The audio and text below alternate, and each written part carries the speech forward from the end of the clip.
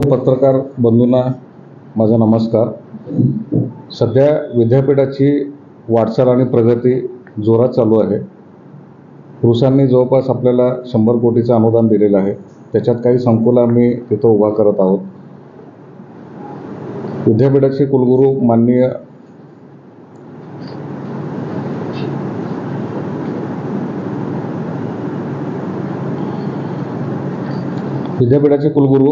माननीय महानोर सरांनी आम्हाला सर्वांना बैठक घेऊन सूचना दिल्याप्रमाणे ह्यावेळेस आम्ही विद्यापीठामध्ये जसं पदव्युत्तर अभ्यासक्रम चालू होतं त्याच पद्धतीने आम्ही पदवीसाठी ह्या वर्षी उतरणार आहोत।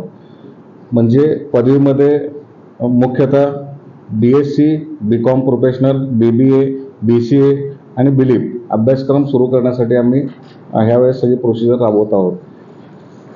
महानोर सरांच्या विचाराने आणि सर्वांनी आम्ही जे काही आतापर्यंत बैठका घेतली त्याच्यामध्ये असं दिसून घेतलं की विद्यापीठामध्ये सुद्धा आपण चांगल्या पद्धतीने जे काही पारंपरिक कोर्सेस आहेत त्याच्या व्यतिरिक्त नवीन विषयाला घेऊन आपण त्याच्यामध्ये पदवीसाठी आपण पुढे जाता येईल का ह्याप्रमाणे चाचपणी केली असता लक्षात आलं की आपल्याला चांगले कोर्सेस चालू करायचे आहेत। त्या दृष्टिकोनातून पेन टेक्नॉलॉजी असेल, केमिकल टेक्नॉलॉजी असेल, त्याच्यानंतर फायटोकेमिस्ट्री असेल, फिजिक्समध्ये त्याच्यामध्ये काही विषय आहेत, न्यूक्लिअर फिजिक्स आहे, डाटा सायन्स आहे।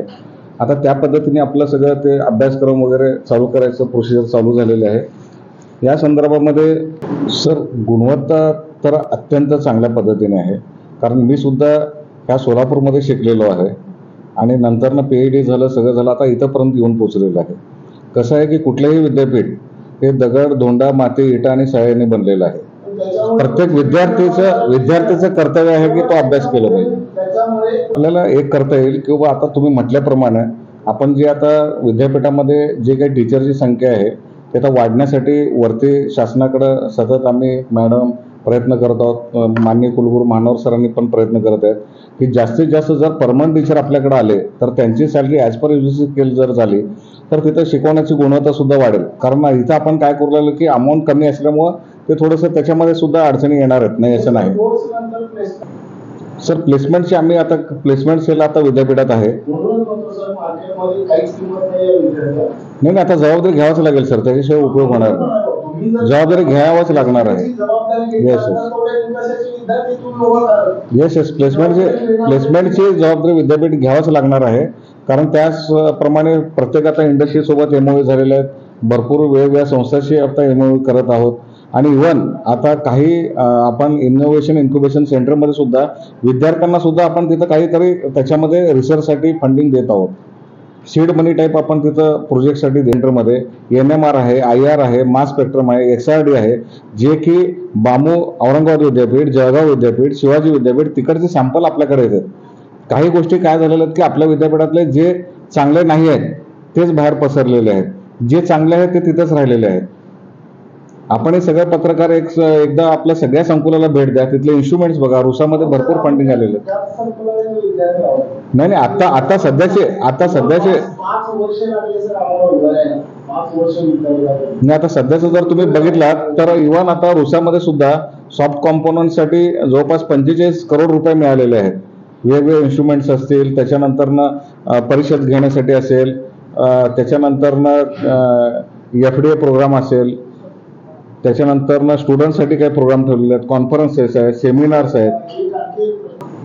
सर आतापर्यंत तशी ऑब्झर्वेशनची टीम नव्हती, पण आपण सजेस्ट केल्यामुळं ह्यावेळेस आता इथून गेल्या उद्या सरांच्या अध्यक्षतेखाली आम्ही कमिटी करू, ऑब्झर्वर ठेवू।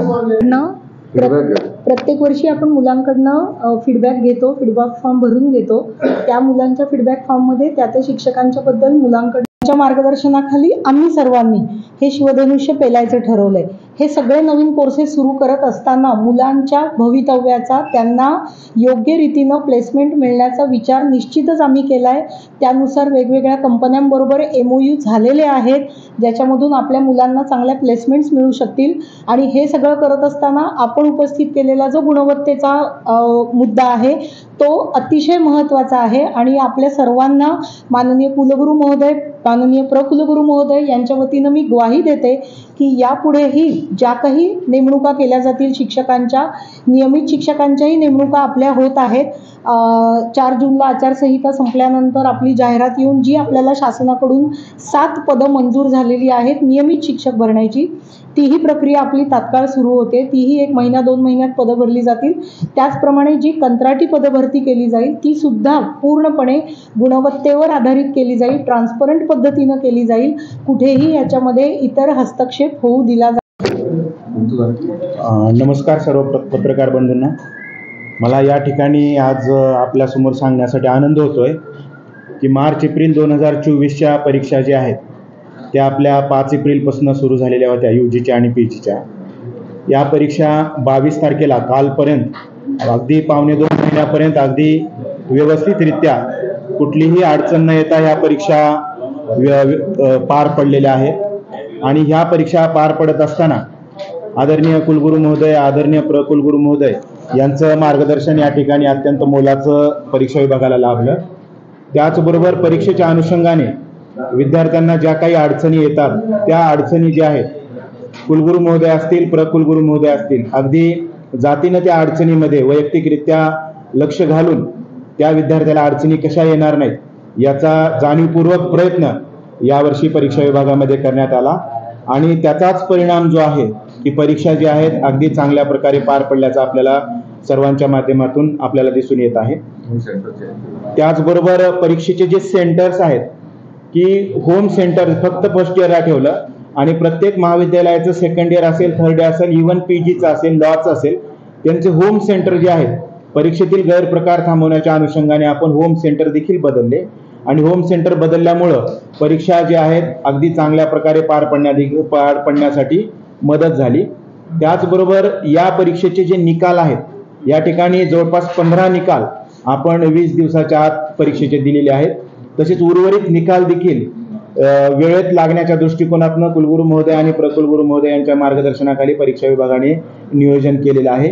तेही निकाल अगदी चांगल्या प्रकारे लागतील आणि विद्यार्थ्यांना त्याच्यामध्ये निकाल लवकर मिळाल्यामुळे भविष्यामध्ये ज्या काही अडचणी असतील त्या अडचणी येणार नाहीत याची पुरेपूर काळजी जी आहे ती परीक्षा विभागाने घेतलेली आहे. त्याचबरोबर या वर्षीपासून विद्यार्थ्यांना जे रिव्हॅल्युएशन असेल की रिकाउंटिंग असेल याचे पूर्वी रिझल्ट उशिरा मिळत होते, तर ते रिझल्ट देखील उशिरा मिळणार नाहीत याची पुरेपूर दक्षता विद्यापीठाने घेतलेली आहे. त्याचबरोबर परीक्षेचे जे निकाल डिक्लेअर झालेले आहेत त्या निकालामध्ये बरेच केसेस ज्या आहेत त्या RR मध्ये ठेवल्या जात होत्या. त्याच्यामुळे काही विद्यार्थ्यांना रिझल्ट लागूनही की त्यांचा रिझल्ट माहिती होत नव्हता. तर या परीक्षेला आम्ही RR राहणार नाहीत याची पुरेपूर काळजी देखील आम्ही या ठिकाणी घेतलेली आहे. त्याचबरोबर आता सांगितल्याप्रमाणे पदव्युत्तर परीक्षेची एंट्रन्स एक्झाम जी आहे ती एंट्रन्स एक्झामचं देखील काटेकोरपणे नियोजन परीक्षा विभागामार्फत केलेलं आहे. तसेच PhD कोर्सवरच्या ज्या परीक्षा आहेत गत 2 वर्षापासून झालेल्या नव्हत्या त्याचंही नियोजन या महिना अखेरपर्यंत. जे नव्याने कोर्सेस सुरू झालेले आहेत त्याची नोंदणी सुद्धा सुरू आहे. त्यामुळे 2 भाग आहेत की काही ते थेट प्रवेशाचे कोर्सेस आहेत, जसे मास कम्युनिकेशन असेल याला एंट्रन्स आहे, किंवा फिजिक्सचे कोर्स असेल, केमिकल सायन्स असेल किंवा अर्थ सायन्समध्ये एन्व्हायरमेंट सायन्स असेल त्याला एंट्रन्स आहे. त्याची नोंदणी सुरू आहे आणि 29, 30, 31 या दरम्यान ऑनलाईन एंट्रन्स हे वेब बेस होणार आहे. लॅपटॉप, डेस्कटॉप किंवा तुमच्या मोबाईलद्वारे सुद्धा तुम्ही ते एंट्रन्स कुठल्याही भारतातून कुठेही किंवा परदेशातून सुद्धा तुम्ही एंट्रन्स देऊ शकता याची आपण सोय केलेली आहे. ज्या विषयाला थेट प्रवेश द्यायचा आहे ते भाषा संकुलाचे विषय आहेत, सामाजिक शास्त्र संकुलाचे आहेत, काही अर्थ सायन्समधले जिओलॉजी, जिओ इन्फॉर्मेटिक्स सारखे विषय आहेत. त्या विषयाला आपण थेट प्रवेश आहेत. ज्या विद्यार्थ्यांना इथे प्रवेश घ्यायचा आहे त्यांनी विद्यापीठाच्या संकुलाला भेट द्यावी. आम्ही 2 फोन नंबर रिलीज सुद्धा केलेले आहेत. त्या फोन नंबरवर तुम्ही जरी कॉल केला तर आम्ही तुम्हाला सहकार्य करण्यासाठी तत्पर आहोत. आणि राहिला प्रश्न गुणवत्तेचा, तर PM उषा अंतर्गत जे आपल्याला सॉफ्ट कॉम्पोनंट म्हणजे कॉन्फरन्स फॅकल्टी डेव्हलपमेंट प्रोग्रामसाठी काही रक्कम शासनाने मंजूर केलेली आहे. सगळेच नव्याने आलेले शिक्षक हे कधी कागदावर खूप स्ट्रॉंग असतात आणि शिकवण्याचं कौशल्य त्यांच्याकडे कमी असतं. हा जो मुद्दा आहे तो मुद्दा सुधारण्यासाठी म्हणून विद्यापीठाने फॅकल्टी डेव्हलपमेंट प्रोग्राम जे एकूण 22 फॅकल्टी डेव्हलपमेंट प्रोग्रामची रचना पुढच्या वर्षभरात केलेली आहे. त्या फॅकल्टी डेव्हलपमेंटच्या प्रोग्रामच्या अंतर्गत ज्या शिक्षकांचं कौशल्य अध्यापनाच्या बाबतीत कमी असेल पण संशोधनाच्या बाबतीत चांगलं असेल, संशोधन आणि अध्यापन या दोघांचा समन्वय साधण्यासाठी म्हणून त्यांना प्रशिक्षण दिले जाईल आणि प्रशिक्षणातून ज्या शिक्षकांचं कौशल्य लॅकिंग आहे त्याच्यामध्ये भर घालण्याचा प्रयत्न केला जाईल आणि यासाठी म्हणून तुमच्यासारख्या प्रोफेशनल